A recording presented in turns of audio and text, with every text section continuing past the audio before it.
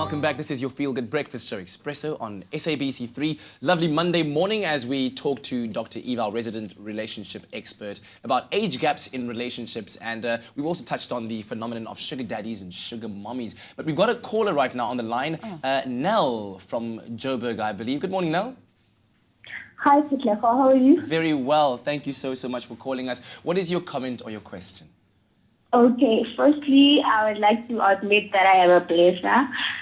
And so sometimes children go find blessers because of their background, you know, because they can't afford something or they want to impress at school because there's a lot of pressure around. Yeah. And that space of wanting to fill that gap of fatherlessness and loneliness in that life, needing a mother or a father. That's my comment on the issue.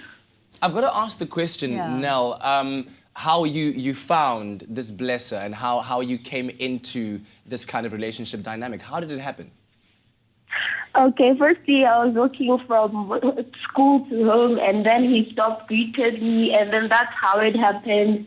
And then he told me that he had a wife. I was okay with it, and we set some terms and conditions in our relationship. Terms and conditions in the relationship. Yeah, very interesting statement to make there. Absolutely sensible. Now, question for you: how old are you? I'm 18 years old. And how old is your blesser?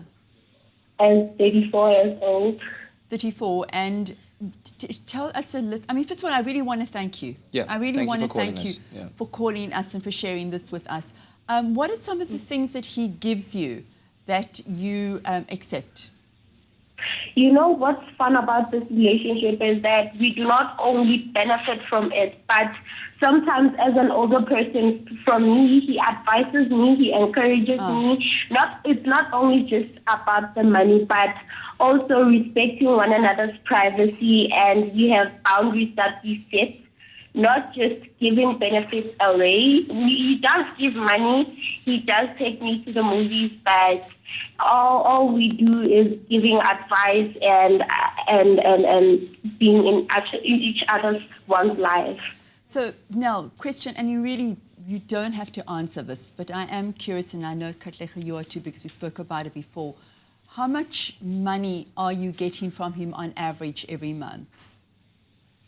About 3,000 or so. And is that an amount that you determined, or is it something he said to you as part of the agreement? I'm only giving you 3,000 a month.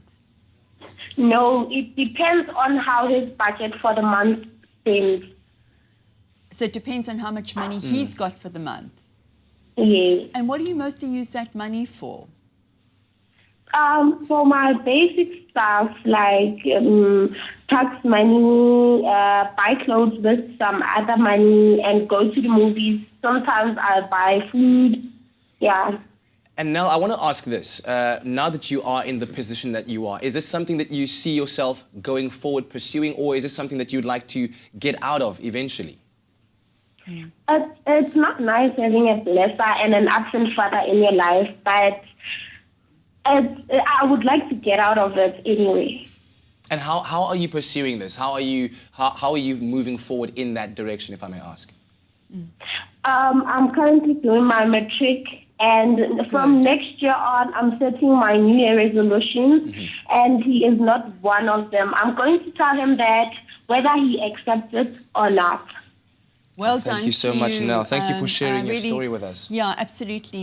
I'm so pleased you're going to finish matric, and I really hope that you go and find a way to earn money differently.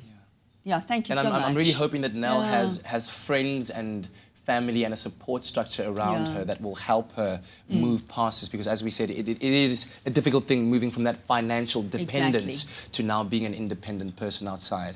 Yeah, and I agree. You know why I'm smiling? Because so many traditional wives find themselves in that position as well. We're not judging, because so many women and men set that up. They call it marriage, but they set it up where women are very financially dependent on men. Dr. Eve, thank you very much, and to all of you who called from home and engaged with us on this topic, we really do appreciate it. And we hope that to those who listened and who are watching, that this might have been an enlightening conversation for you. Stay in school. Stay in school. Everyone, not just the young ladies, young men as well. Yes. Let's try and build people that are independent, that are growing and moving this nation forward. Well, right now, let's get into the kitchen. I think one last chance to make something delicious.